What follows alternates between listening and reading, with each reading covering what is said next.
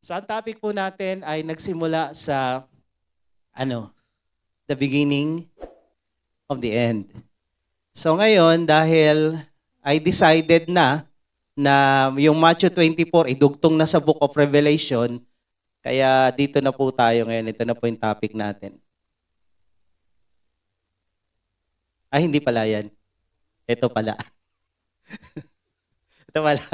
So, magkamukha eh. So, ito yung topic natin. Hindi pa pala palabas yan. Palabas na ba yun?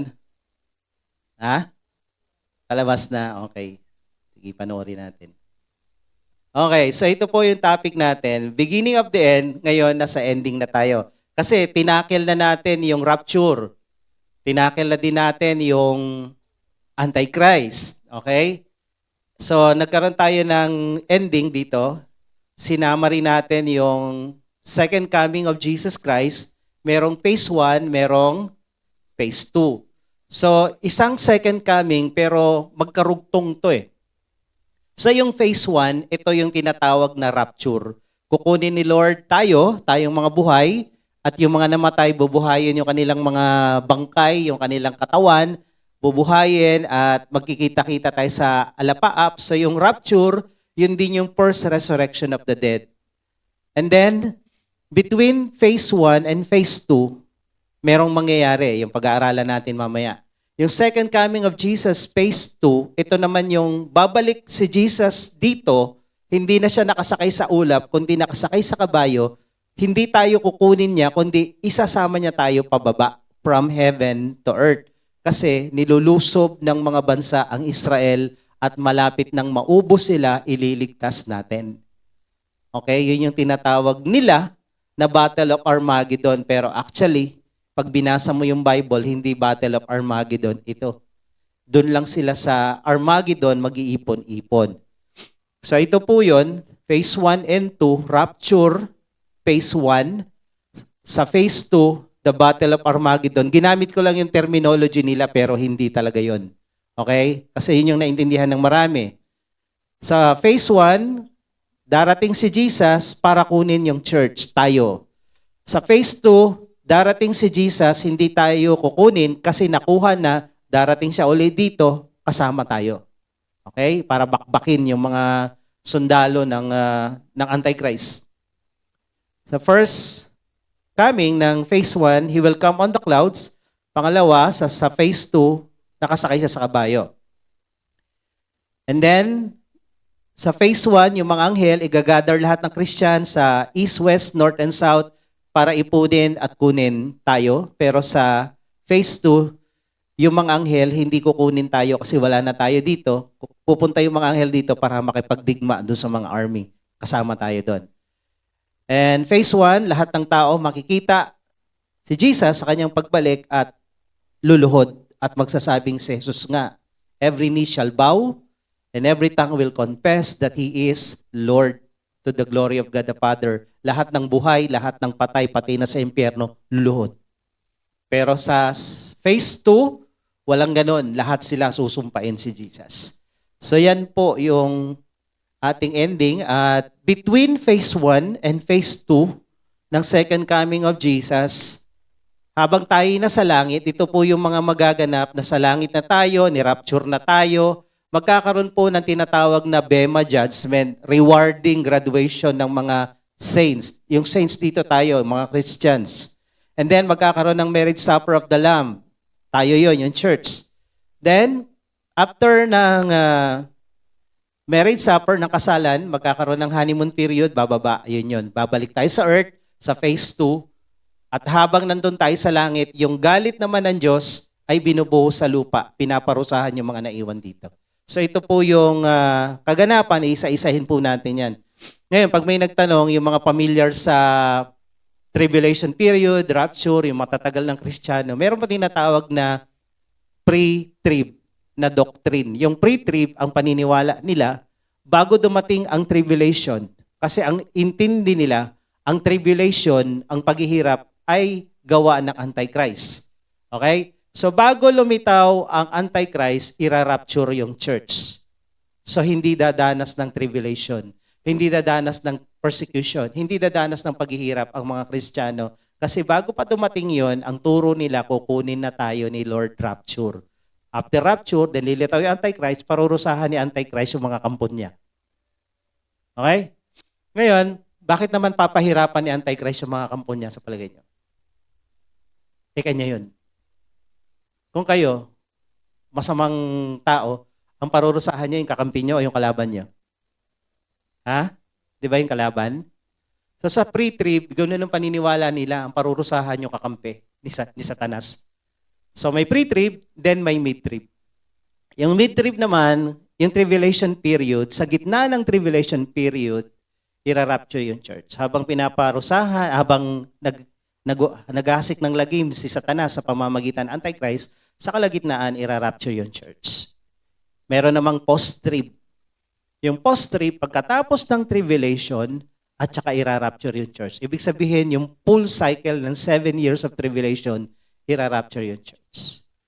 So yun yung mga tinuturo sa Bible School. Ano ang stand ko? Anong stand natin dito base sa Biblia? Ang stand ko po, at nakahanap ako ng mga ilang kakampi dito, kasi ang sabi nila, we are not determined to the wrath of God. Hindi tayo dadanas ng galit ng Diyos. Sabi ng mga nagtuturo nitong pre-trib. Tayo po, ang stand natin at paniniwala dito sa Juhia Masinag, pre-wrath doctrine, pre-wrath theory. Ano ibig sabihin? Bago ibuhos yung galit ng Diyos, wala na tayo dito, na-rapture na tayo. Dahil ang Diyos hindi parurusahan yung kanyang mga anak. Amen? Hindi tayo huhusgahan. Pero yung galit ng Antikristo, yung galit ng demonyo, matitikman natin. So magkaiba ito sa tinuturo nila. Yung pre-wrath theory is yung galit ng demonyo at ng Antichrist, titikman natin yon. At nakasulat yun, talagang didigmain tayo at may mamamatay sa atin. Pero pagdating na ni rapture na tayo, yung galit ng Diyos ibubuhos sa mga kalaban natin. So maghihiganti si Lord. He will fight for us. Okay? So yun yun. So pre-wrath teaching ang ating tinatayuan dito. Ibig sabihin, ira-rapture tayo ni Lord bago niya ibuhos yung galit niya sa daigdig. Wala na tayo rito. So, pasok pa rin sa tinasabi nitong mga nagtuturo na hindi tayo dadanas ng paghihirap o ng galit ng Diyos. Totoo naman. Ang galit kasi ng Diyos magsisimula sa Revelation 16. Kaso ang turo nila, ang galit ng Diyos nagsimula sa Revelation chapter 4. Kaya idudugtong ka na yung Revelation sa topic natin ngayon. Okay? So, let's move on dito. Bago tayo pumunta doon sa Bema Judgment, balikan natin yung Matthew 24. Merong binanggit dito. Bago dumating yung rapture, bago kunin tayo ni Lord, merong ilang mga paalala dito sa Matthew 24 verse 36 hanggang 39. Pwede niyo po bang basahin? Sige, 1, 2, 3.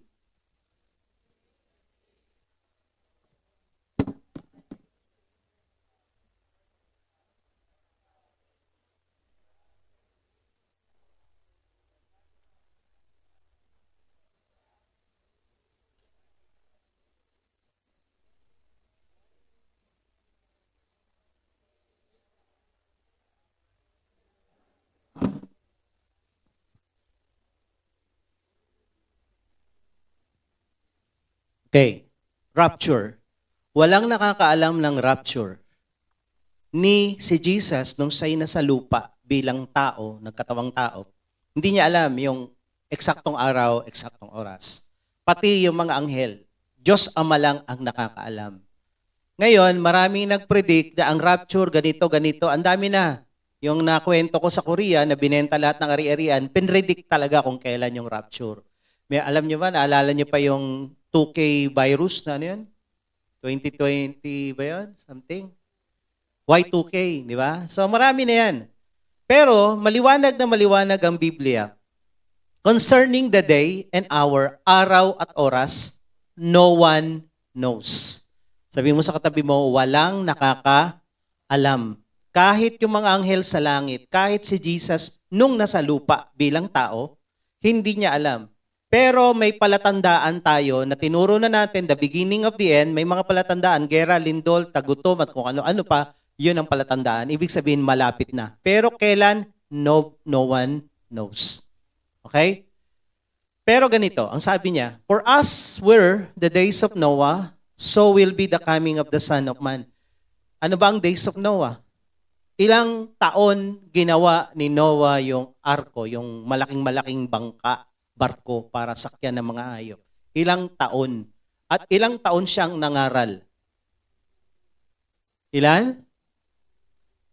Okay, hindi nyo pa nabasa Genesis, 120 years. So habang tinatayo niya yung ark, yung barkong malaki, yung mga tao, pinagtatawanan siya. Tuloy ang buhay, trabaho, kung may aral man, trabaho, pakasal, piyesta, kainan, birthday. Yun yung buhay ng mga tao doon. Habang tinitingnan nila, 100 years na. Malapit nang matapos yung ark, ang laki-laki. And then, sabi ni Noah, magsisi na kayo. Uulan, walang ulan ng time na yon. From Genesis, hanggang time ni Noah, walang ulan. Hindi nila alam yung ulan. Kaya nga nung nagpiplit si Noah, uulan, ano yung ulan? Kasi nung time na yon, ang tubig lumalabas lang sa bukal. At ang daigdig noon ay paligid ng maraming tubig ang earth. Yung tinatawag kong canopy. May dagat sa earth, may dagat din doon. Wala nga lang isda. At nung flood ni Noah, lahat yun bumagsak sa lupa. Kaya napuno ng tubig itong daigdig.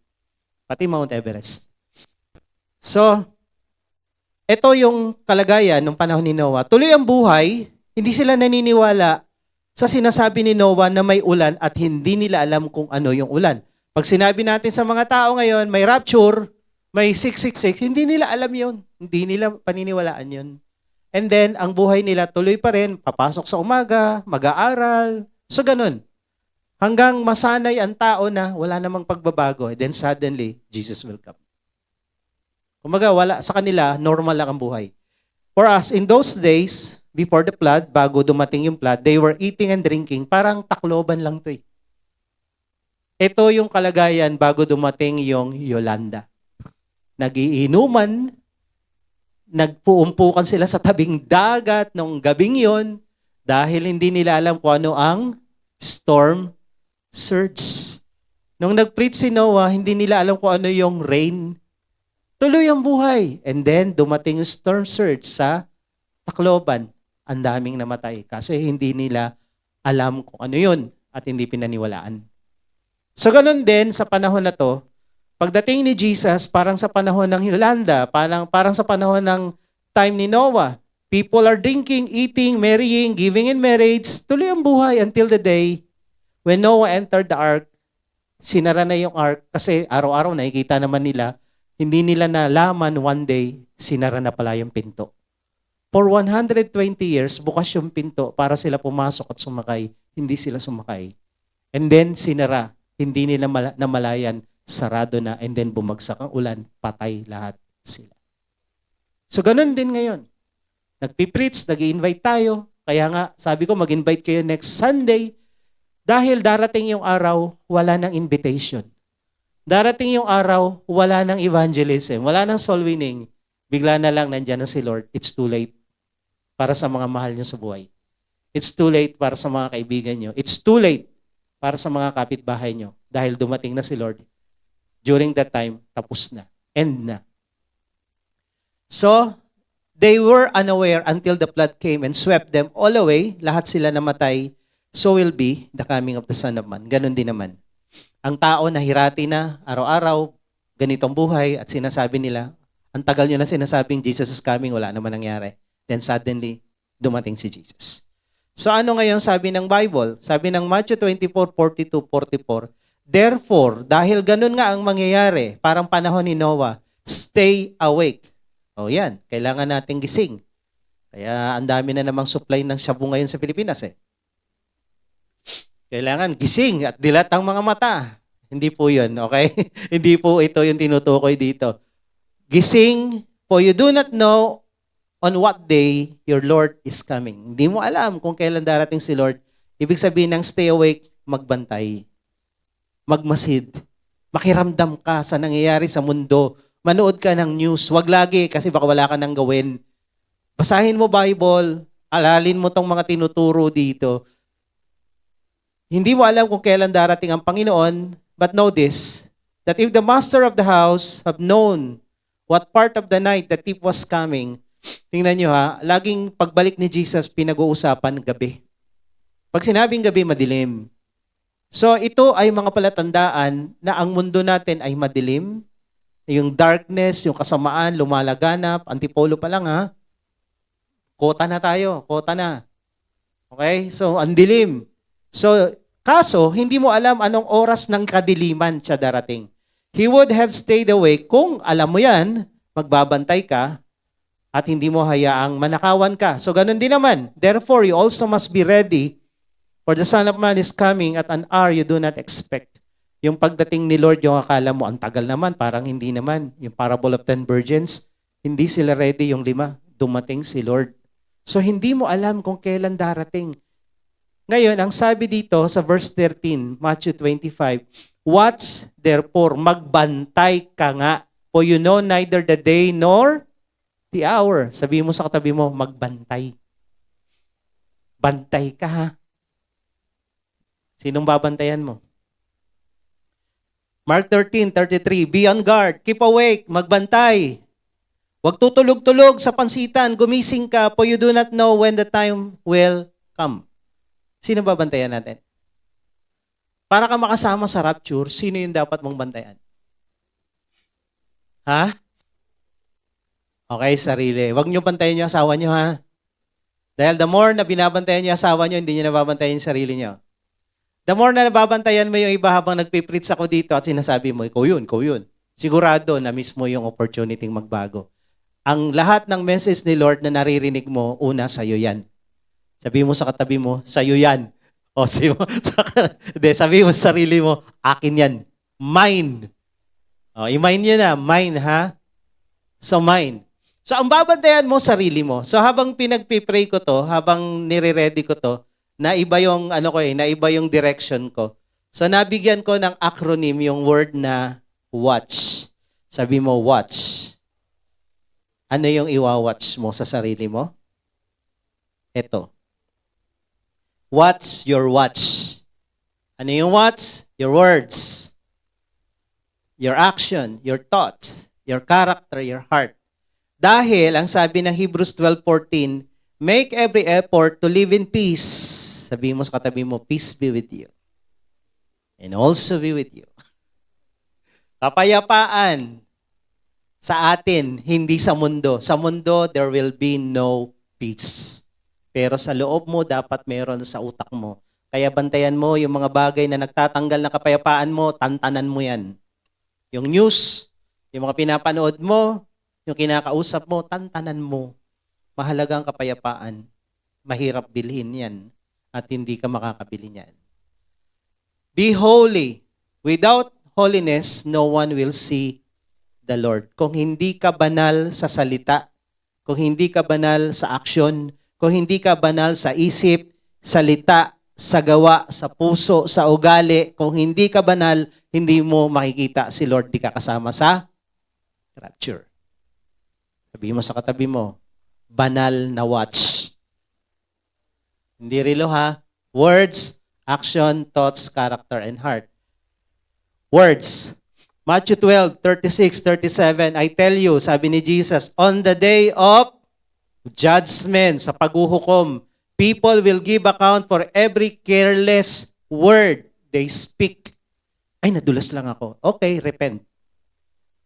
Nadulas ka lang naman eh. Pero kung sanay ka sa isang salita, maraming salita na walang kwenta, sabi dito, for by your words, you will be justified, and by your words, you will be condemned.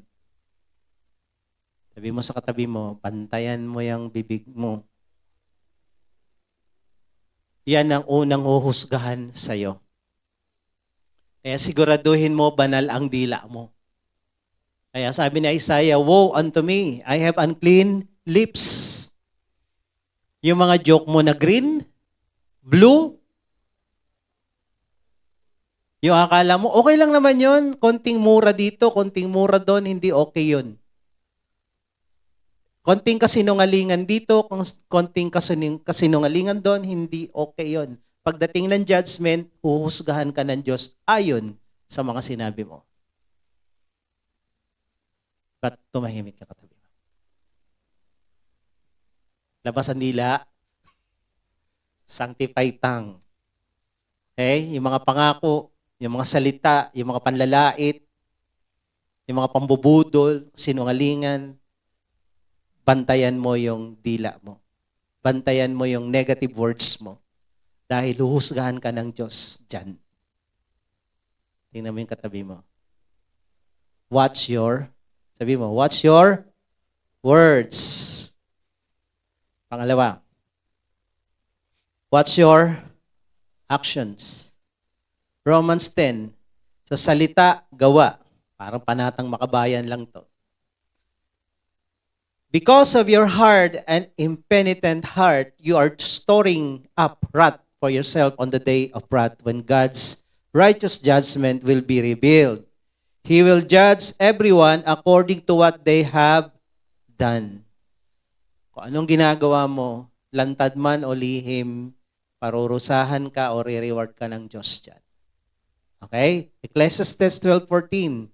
God will bring every work into judgment, including every secret thing, whether good or bad. Kaya sabi ko nung nakaraan, kung may mga palpak kang ginawa sa buhay mo, inisip mo, i-delete mo na. Mag-edit din pag may time. At now is the time. Hindi yung, okay lang yun, maliit na bagay. No. Walang maliit na bagay sa Diyos.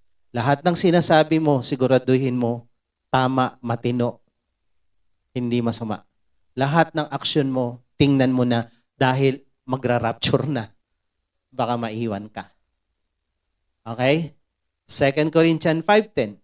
For we must all appear before the judgment seat of Christ. Lahat tayo haharap sa paghuhukom. Judgment seat, ito yung Bema judgment. So each of us may receive what is due for us, the things done while in the body, whether good or bad. Habang buhay ka, anong ginawa mo? Naglingkod ka ba sa Diyos?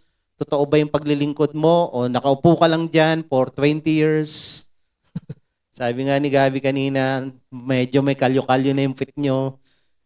So, anong ginawa mo? May ginawa ka ba o wala? Tama ba o mali? Lahat yan, pagbabayaran mo yan. Lahat yan, basihan yan kung kasama ka sa rapture. Ano yung katabi mo? Kasama kaya? Kamusta salita mo? Kamusta gawa mo?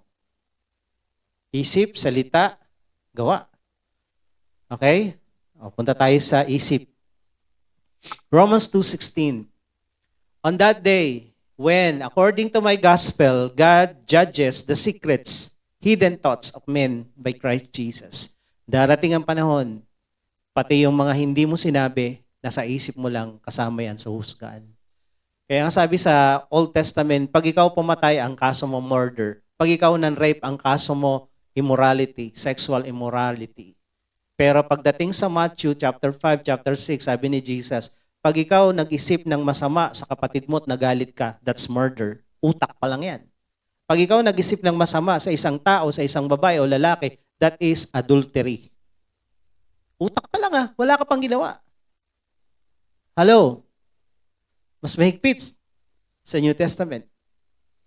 Kaya ano laman ang utak mo ngayon? Anong yung katabi mo? How is your thoughts today? Kamusta utak mo? Matino ba? Hebrews 4:12-13. The Word of God is living and active. Ang salita ng Diyos ay buhay at makapangyarihan. Mas matalas pa ito sa isang espada na magkabila ay talim, piercing the division of soul and spirit, of joints and marrows, and discerning the thoughts and intentions of the heart. Nalalaman ang salita ng Diyos dahil ang salita ay Diyos, ano laman ang utak mo, pati yung intensyon ng puso mo. Pwedeng nagbibigay ka pero ang motibo mo magyabang. Pwedeng naglilingkod ka pero ang gusto mo sumikat. Motibo. Alam ng Diyos yan. Hindi lang yung ginagawa ang hinuhusgahan, pati motibo, puso. Mamaya, doon tayo sa dulo. And no creature is hidden from his sight. But all are naked and exposed to the eyes of him whom we must give account. Mananagot po tayo sa harapan ng Diyos pagdating ng rapture. Kaya be sure, nasa ayos ang lahat. Pag dumating ang bisita mo na special na tao, nag-aayos ka. Pag dumating si Lord, pinaka-special sa lahat, siguraduhin mo, maayos ka. Sabi mo sa katabi mo, siguraduhin mo. Maayos ka. Para makasama ka. The Lord knows the thoughts of man, that they are but a breath.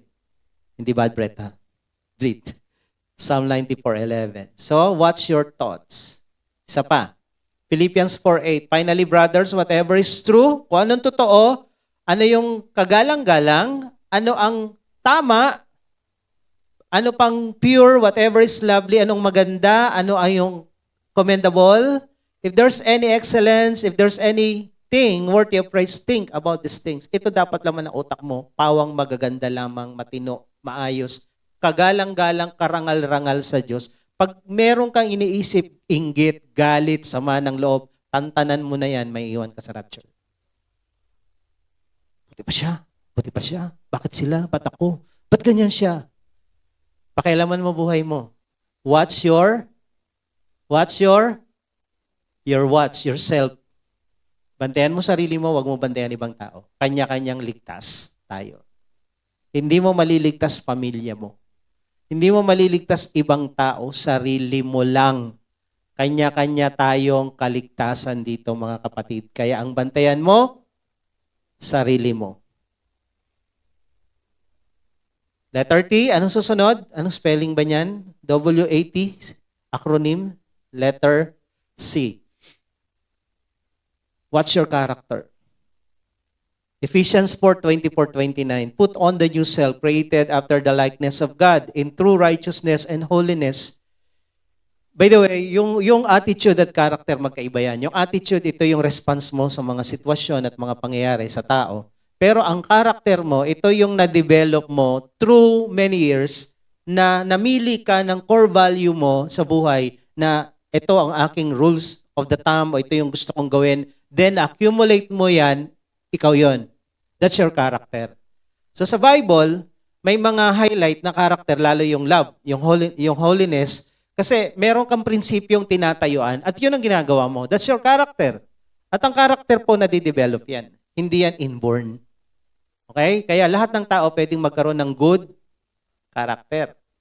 So sabi rito, yung dati mo, tanggalin mo na. Pag binasa niya yung mga previous verses, isuot niyo yung bagong ikaw na totoo, true righteousness and holiness. Therefore, having put away falsehood, huwag ka na magsisinungaling.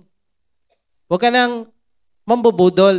Yung konting dagdag, konting bawas, bawal yon sa Bible. Let your yes be yes, let your no be no. Wala yung dagdag bawas dyan. So, we are members of one another. Be angry and do not sin. Pwedeng magalit, pero huwag kang magkasala. Kaya pag nagkasala, delete. Repent agad. Huwag nating hayaang tumagal. Do not let the sun go down on your anger. Huwag nyo nang patagalin kasi magkakasala ka. At mabibigyan mo ng oportunidad si Satanas para lalong guluhin ang buhay mo at pamilya mo. Ang demonyo pa naman, oportunista. Konting butas lang, pasok yan. At pag pumasok yung maliit na demonyo, may karugtong na mas malalaki sa likod. Ganun ang pila niyan eh. At pag nakapasok yung malalaki, mahirapan ka na magpalabas. Gera yan, labanan yan bago lumabas. Kaya wag kang magpapasok. Ang sabi dito, let the thief no longer steal. Kung may mga kaso tayong ganyan dati, tigilan na yan. Be honest. Let him labor, doing honest work. Magtrabaho, wag tamad. At magkaroon ng good work ethics with his own hands so that he may have something to share with. Be generous, matuto kang magbigay at mag-share.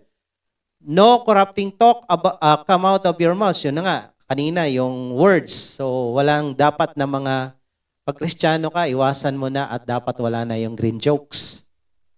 Okay? Wala na dapat yan. Yellow joke na lang, no? Red joke. So, bawal na yan, green. But only such is good for building up and fits the occasion that it may give grace to those who hear. Dapat yung mga naririnig sa bibig mo ay nabibless yung mga nakikinig. Okay? 1 Corinthians 16, 13, 14. Be watchful, stand firm in the faith, act like men, be strong. Let all that you do be done in love. Ito yung karakter na pinaka-importante, yung love. Okay? Kasi love is patient, love is kind, love is blah, blah, blah. Marami yan. So, bantayan mo yung karakter mo. Sabi mo sa katabi mo, bantay ka diha. Karakter. And lastly, letter. Ano tayo? Letter H. Bantayan mo yung puso mo. Proverbs 4:23. Above all else, guard your heart, for everything you do flows from it. Sabi ni Jesus, out of the abundance of the heart, the mouth speak. Sabi naman dito, pati yung ginagawa mo galing sa puso mo. Bago mo ginawa isang bagay, dito muna yan sa utak, thoughts, then bumaba sa puso mo para magkaroon ng fuel at desire. So, then sasabihin mo at gagawin mo. Konektado lahat yung what's na yan. Kahit sa pag-unlad, kahit sa pagkakasala, kahit sa ang bagay, yung what's connected. Words, action, thoughts, character, and your heart. Connected yan. Sabi ng 1 Samuel 16:7, ang Diyos tumitingin sa puso. The Lord looks on the heart. Patungkol to kay David. So, kahit ang ganda ng ginagawa mo, kahit sa tingin ng tao, okay ka, pero alam ng Diyos kung anong laman ng puso mo. Ano ang totoo? Nasa puso, nakikita. Okay? So, sabi mo sa katabi mo, watch yourself. Bantayan mo sarili mo, bantayan mo isip mo, salita, gawa, isip, ugali mo, puso. Bantayan mo para makasama ka sa rapture. Liwanag po. Sumagot ba yung katabi mo? So kasama ka, hindi. Kaya nga dinidelay pa ni Lord para makapag-ayos ka pa ng watch mo. Dahil paano kung dumating si Lord last week? Ha? Awit ka talaga, ano? Iwan. So buti na lang, hindi pa nag-rapture last week. So maayos niyo pa yung watch niyo. Dalahin niyo na sa repair shop. Ayos na yung watch. So, after rapture, may tinatawag na Bema Judgment. Ito na yon. Nakasama ka sa rapture kasi inayos mo yung watch mo. Be sure, nakaayos yung watch. Dahil pag hindi nakaayos yung watch, hindi ka kasali dito. O ngayon, naayos mo na. Nabigyan ka na opportunity ngayon. Mamaya, hanggang mamayang gabi, ayusin mo na. And then, nag-rapture na. Inakyat na tayo sa langit. May tinatawag doon na Bema Judgment. Lahat ng namatay na Kristiyano mula nung panahon ni Jesus, pati yung mga nasa Old Testament, haharap tayo kay Lord. Ang lawak nito, ang laki nito. At hindi ko maintindihan sa kapangyarihan ng Diyos, paano tayo tatawagin isa-isa dito. So, iniisip ko pa kung gaano ka-high-tech yung technology ng langit. Of course naman, mas high-tech yan kaysa sa lupa. Tatayo tayo sa Bema Judgment. Dalawa yung judgment sa Bible. Merong tinatawag na Great White Throne Judgment para parusahan sa impyerno yung mga tao. Itong Bema Judgment, hindi para parusahan tayo, kundi para bigyan ng reward kung may nagawa ka o wala. So para ito sa mga Christian, rewarding of the saints. So tatayo tayo sa graduation day sa langit at tatawagin isa-isa yung mga pangalan natin, yung ginawa mo, may nakakakita man o wala, okay? Yung akala mo, walang nakakapansin, yung akala mo, wala namang kwenta tong patayo-tayo ko dito, palinis-linis ko rito. Pagdating sa langit, ang dami mo palang reward. Yung pagbibigay mo ng tithes and offering, parang wala naman, hindi naman bumalik dito sa lupa. Pero pagdating sa langit, grabe, ilang toneladang ginto ang ibibigay ni Lord sa'yo. So, lahat ng ginagawa mo sa lupa, may reward sa langit. Okay? Kung hindi man dito, nakuha natin reward lahat. Pero sa langit, sobra-sobra yan. So ngayon, darating yung time, haharap tayo kay Lord sa tinatawag na Bema Judgment. Romans 14:10, binabanggit yun doon. We will all stand before the judgment seat of God. Sa Greek, Bema. Ibig sabihin, elevated. Nakaupo si Lord at lahat haharap sa Kanya. And then, ipi-play yung buhay mo, titingnan ko ano yung paglilingkod mong ginawa, kung naglingkod ka ba o lingkod anay ka lang. Alam niyo yung lingkod anay? Nakaupo na, anay pa. Walang ginawa. Pagdating sa langit, sabi dito, 2 Corinthians 5:10, for we must all appear before the judgment seat of Christ, Bema, so that each one may receive what is due for what he has done in the body, whether good or evil. Darating tayo, haharap tayo, ano ginawa mo? May ginawa ka ba? Tanungin mo yung katabi mo, ano ginawa mo? May ginawa ka ba para kay Lord? Tanungin mo. Nagbukas ka ba ng Bible study? Number 1 yun. Nag-join ka ba sa mga ministry? Tanungin mo. Kailangan sumagot siya. Kasi ito yung preparation. Baka nga nakapasok sa langit yan, may usok naman. May usok ka. Tingnan niyo to. Sa Bema Judgment, hindi lang yung ginawa mo ang susukatin, ano ang kalidad ng ginawa mo. Ano ang motibo mo, bakit mo ginagawa yung ministry na yan. Sabi dito sa 1 Corinthians 3:12-15, now, if anyone builds on the foundation with gold, silver, precious stone. Tingnan niyo gold, silver, hindi yan natutunaw, hindi yan nasisira. Pag pinadaan sa apoy, matunaw man, babalik pa rin yan, mas magandang klase. Pero yung pangalawa, wood, hay, straw. Nasusunog to. Each one's work will become manifest. For the day, Judgment Day will disclose it because it will be revealed by fire, and the fire will test what sort of work each one has done. Anong klaseng paglilingkod yung ginawa mo? Yes, nag-involve ka sa ministry. Kanina, yung mga hindi nag-involve, mag-involve na kayo. Dahil pagdating sa langit, nakanganga kayo doon. Nakanganga na nga kayo sa lupa, dito sa cinema to. Pagdating sila, bakit sila meron? Ako wala. Hindi tinatawag ni Lord yung pangalan ko Lord, tawagin mo na yung pangalan ko. Paano tatawagin pangalan? Wala ka namang ginawa sa lupa. Puti nga, nakapasok pa sa langit Nawa, ha? So ngayon, para naman sa mga may ginawa, hindi rin sapat na may ginawa ka lang. Dapat, ano motibo mo sa paglilingkod mo? Lagi namin tinuturo yung help. Love is the only motive of your service. Mahal mo ang Diyos. Yun lang, wala nang iba. Pag mahal mo ang Diyos, kaya mo ginagawa ang mga bagay-bagay. Kahit nahihirapan ka, hindi ka aangal kasi kay Lord mo yan ginagawa, nahirapan din siya para sa kaligtasan mo. Tama, mali.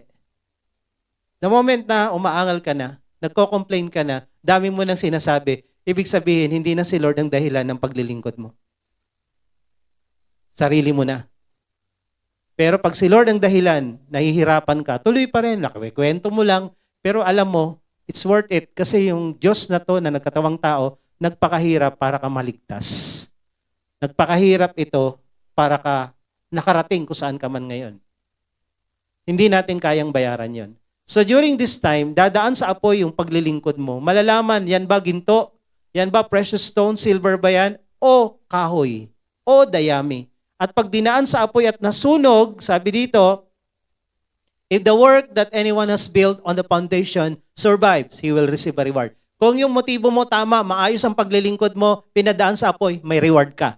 Pero kung hindi tama, nakikisali ka lang, nagyayabang ka lang, gusto mo lang umepal, gusto mo lang magbida-bida, sunog.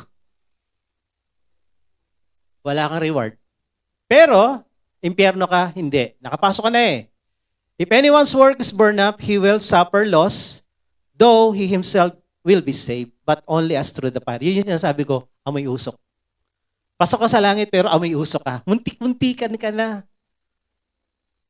Nakapasok sa langit pero amoy usok ka. Bakit? Walang natira, wala kang reward. Dito, pungko anay ka, lingkod anay, pagdating sa langit, tanawan ka lang. Kasi wala kang reward. Okay? Ano ba yung mga reward? May example ng reward dito. Tapusin ko lang to bilisan ko. For example ng reward, mayroong crowns. Kaya nga yung kinanta na kanina, casting crowns sa langit, yung mga crowns natin, iaalay din natin kay Jesus. Pero bibigyan niya tayo ng mga crowns. Unang crown. At least merong 5. 2 Timothy 4:8, the crown of righteousness. Itong crown na to, para ito sa naghahanda at inaayos yung watch. Okay? Yung watch, ano yung watch? Words, action, thoughts, character, and heart. Sabi dito, in the future, there is laid up for me the crown of righteousness, which the Lord, the righteous judge, will award to me on that day. Not only to me, but also to all who have loved His appearing. Yung lahat na excited na nag-aantay sa pagbabalik ni Lord at naghahanda ng kanilang watch, merong crown of righteousness. Okay? Pangalawa ang crown. Crown of life. Revelation 2:10. Para ito sa mga nagtagumpay sa problema, sa pagsubok at sa paghihirap, hindi sumuko. Sabi dito, do not fear what you are about to suffer. Behold, the devil is about to cast some of you into prison. Pakukulong ng demonyo yung ilan sa inyo. You will be tested. Susubukin kayo. You will have tribulation. May pressure. May tilipsis. Mayroong mga mahihirap na sitwasyon. For 10 days, be faithful until death, and I will give you the crown of life. James 1:12. Blessed is the man who perseveres under trial, for once he has been approved, he will receive the crown of life which the Lord has promised to those who love Him. Yung mga nagtatagumpay sa mga pagsubok at problema at kahirapan, hindi sumuko, pagdating sa langit, may korono kayong crown of life. Tanungin mo, ano ng corona meron ka ngayon? RC. Pangatlo, 1 Corinthians 9:24-25, incorruptible crown. Ito naman, para dun sa mga tumatanggi sa temptation, talagang pinigilan yung sarili, nagtiis at nag-antay na hindi matukso at dinisiplina yung sarili, meron sila incorruptible crown. Every athlete exercise self-control in all things. They do it to receive a perishable wreath. Yung mga parang dahon dito sa Olympic nung lumang panahon. But we, an incorruptible crown, tayo, hindi ganon. Ang tatanggapin natin pag nagdisiplina tayo sa sarili natin, control natin lahat sa buhay natin, meron tayo incorruptible crown sa mga disiplinadong tao. Sa mga nagre-resist sa temptation. Pang-apat, crown of glory, 1 Peter 5:4. Para ito sa mga naglilid ng Bible study, sa mga pastor, sa mga humahawak ng tao. Sabi dito, when the chief shepherd appears, you will receive the crown of glory that does not fade away. Kaya ako ini-encourage lahat, magkaroon kayo ng Bible study nyo. Umattend ka at mag-Bible study ka kasi merong crown of glory na ibibigay sa iyo sa langit. Paano kung wala? Paano kung wala? And then lastly, crown of rejoicing. Ang crown of rejoicing para ito sa mga soul winners. Ilan ang nadala mo kay Lord? Ilan ang na-invite mo sa church na nagstay? Ilan ang nadala mo sa kaharian ng Diyos? Bawat kaluluwa na nadala mo, meron kang crown of rejoicing. Bakit crown of rejoicing? Ang sabi ng Luke, di ba? 15, bawat kaluluwa na naliligtas, nagsasaya, nagre-rejoice ang langit. So ilang beses mo pinasaya ang langit? Isang beses lang nung naging Christian ka, tapos wala na? O ilan ang na-invite mo? Ilan ang nadala mo? Ilan ang nagpapatuloy? Ilan ngayon ang crown of rejoicing mo? Kami, dahil missionary kami, church planter kami, sa palagay ko naman, ang dami kong crown of rejoicing. Kayo ilan? Okay, tanungin mo yung katabi mo, ilan ang crown of rejoicing mo? Meron ba o wala? Ilan? Kailangan sumagot. Kasi ang usapan na bastusan, walang sagutan eh. Tanungin mo, ilan ang crown of rejoicing mo? Ilan? Ilan ang nadala mo kay Lord?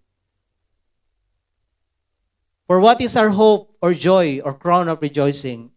Is it not even you? Kayo yun. Kayo yun na nadala namin kay Lord at nasa presensya ng Panginoon sa kanyang pagbabalik, nakasama sa rapture. Bawat tao, kamag-anak mo, kaibigan mo, na nadala mo kay Lord, nakasama sa rapture, crown of rejoicing.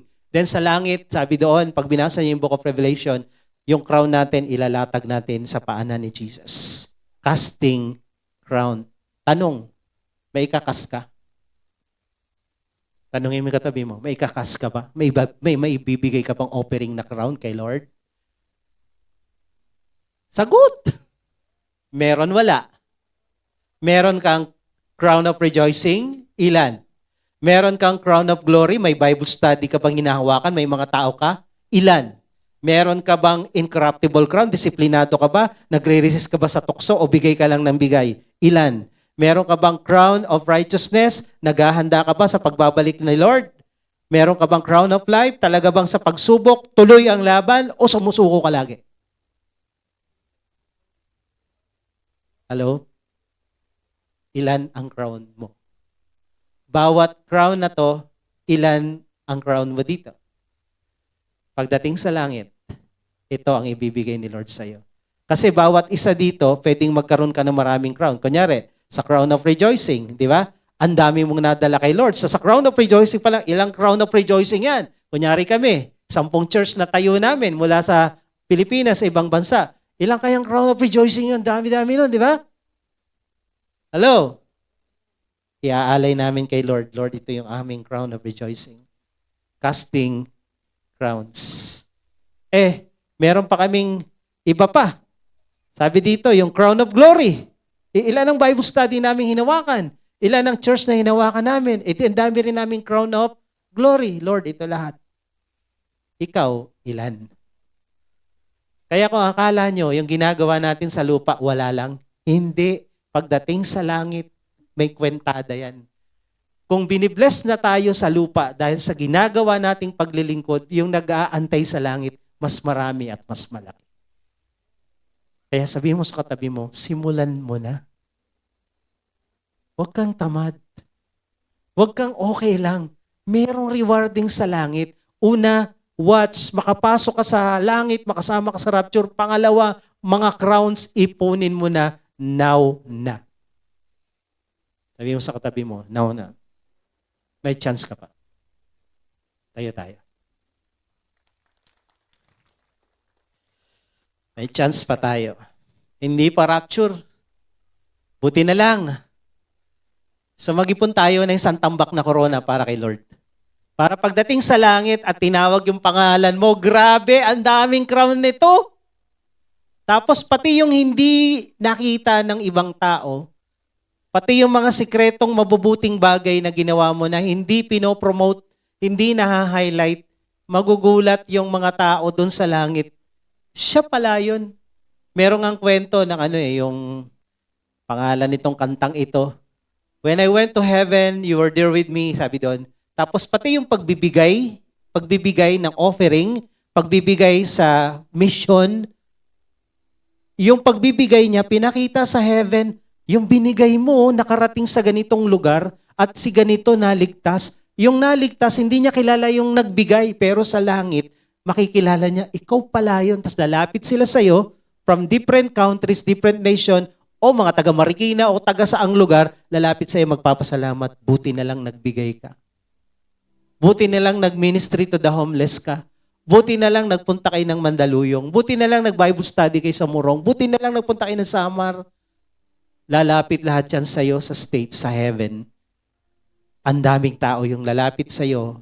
Depende sa pinagpala mo, depende sa ginawa mo, at sila'y magpapasalamat sa'yo.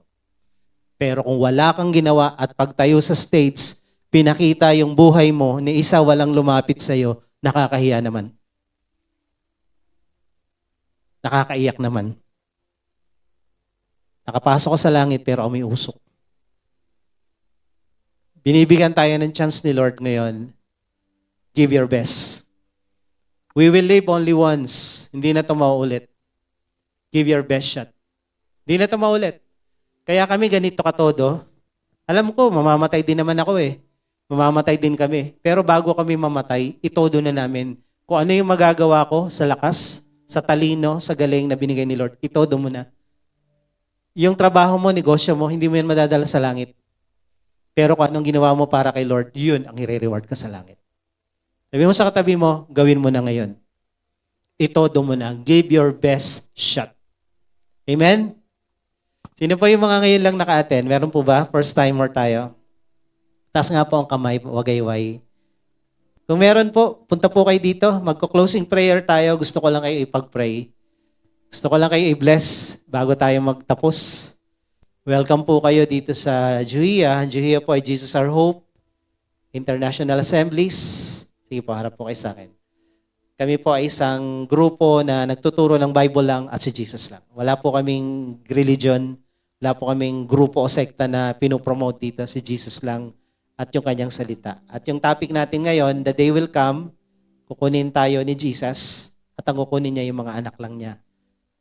Dahil ang langit ay para sa pamilya ng Diyos. Ngayon, sino ba ang anak ng Diyos? Ang mga anak ng Diyos, sabi ng John 1:12, yung tatanggap sa Kanya bilang Panginoon tagapagligtas, yung tatanggap kay Jesus, nagiging mga anak ng Diyos. Gusto niyo ba? Ayan. So magpipray tayo ngayon. Let's bow our head. Let's close our eyes. Lahat po tayo. So, as we bow our head and close our eyes, taas natin yung isang kamay natin sa Diyos. Simbolo na kinikilala natin ang Diyos na ating Ama at gusto nating tanggapin si Jesus bilang tagapagligtas natin. Sumunod kayo sa panalangin ito. Sabihin niyo, Panginoong Jesus. Panginoong Yesus, Sa oras pong ito, sa oras pong ito, ako po'y lumalapit sa iyo. ako po'y lumalapit sa iyo. Nagpapakumbaba. Nagpapakumbaba, Inaamin ko, inaamin ko, ako isang makasalanan. ako isang makasalanan. Wala po akong magagawa At wala po akong magagawa para iligtas, para iligtas, para ayusin, para ayusin, o baguhin man o baguhin man ang aking sarili. ang aking sarili. Ngunit Panginoon, Ngunit, Panginoon, ako po'y nananampalataya, ako po'y nananampalataya, kaya ka namatay sa kaya krus, ka namatay sa krus, ay para tubusin ako, ay para tapusin ako, linisin linisin, at patawarin at patawarin sa lahat-lahat sa lahat-lahat ng kasalanan ko. ng kasalanan ko. Salamat Panginoon Salamat, Panginoon, sa iyong pagpapatawad. sa iyong pagpapatawad. Tinatanggap kita Tinatanggap sa aking kita puso sa aking puso bilang Diyos, bilang Diyos, bilang tagapagligtas tagapagligtas ng aking buhay. ng aking buhay. Salamat Lord, Salamat, Lord, at pagbalik mo, pagbalik mo, makakasama ako. makakasama. Ito po ang aking dalangin Ito pong aking dalangin sa pangalan ni Jesus. sa pangalan ni Jesus. Amen. Pwede nyo na ibabangin yung kamay. Ako na lang po magpipray. Lord, dalangin ko sa mga kabataang ito na lumapit dito sa harapan. Patuloy kang magpakilala sa kanila. Patuloy na ilapit mo sila sa iyo. Sa iyong muling pagbabalik, makasama sila dahil tinanggap ka nila bilang Diyos, tagapagligtas ng kanilang buhay. At ganun din sa lahat ng nandirito ngayon, sa aming narinig. Hindi basta-basta na makakasama kami sa rapture kung wala kaming pag-aayos, paghahanda na gagawin. Kung ang buhay namin ay kagaya lang ng mga tao sa panahon ni Noah na tuloy lang, walang ayusin, walang babaguhin, naiwan sila, Panginoon. Ganon din kami. Tulungan mo kaming ayusin yung aming watch. Hayaan mo, Lord, na mula ngayon, bantayan namin yung aming mga salita, aming gawa, aming isip, aming ugali at karakter, Panginoon, pati ang aming puso. Tulungan mo kami na maging banal, kagaya mo na banal. Marunong kami mag-control sa lahat ng bagay dahil yung crowns na yan, Panginoon, kasama yung pagpipigil sa sarili. Kaya pray sa aming pagpasok sa langit, pagdating mo, hindi po kami nakatenga at walang korona sa langit. Bagkus, when we cast our crowns to your feet, isang tambak na korona, Panginoon, ang ibibigay namin sa iyo. Kaya tulungan mo ang bawat isa na gumising na, magbantay na, magtrabaho na, at itodo na ang lahat dahil one day, lahat ng pinaghihirapan namin sa mundong ito, pera, trabaho, negosyo, pamilya, mawawala. Pero kung ano lang ginawa namin para sa iyo, yun lang ang mananatili. Kaya I pray, Lord, huwag kaming maging pabaya o tamad dahil darating yung araw, kung ano yung ginawa namin para sa iyo, yun lang ang uhusgahan mo. Kaya Lord, I pray, kasipagan, magising kami, itodo namin, lalo yung soul winning. Hayaan mo na maraming maligtas sa pamamagitan ng bawat isa. Mag-involve kami sa Bible study at magbukas kami ng mga Bible study. Salamat po, pagpalain mong bawat isa. Ito po ang aming dalangin sa pangalan ni Jesus. Amen. Amen.